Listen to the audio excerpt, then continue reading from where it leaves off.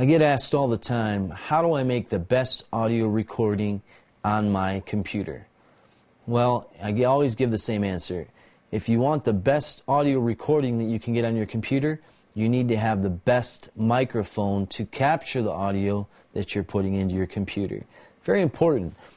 So, what I like to use are Sennheiser microphones. All of the equipment that I have, I've used Sennheiser. The lavalier mic that I'm using is Sennheiser.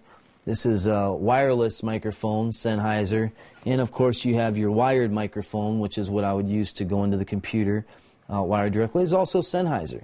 So the quality that you bring into your computer is going to be dependent on the actual quality of your hardware that you're bringing it into your computer with.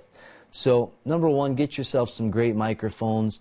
Don't try to cut corners with your microphones, bring in your audio into your computer, because you get what you pay for. Secondly, you're going to make sure that you have an editing system that you can render out your audio, and you have different settings that you can define how many bits and what type of audio rendering that you bring out.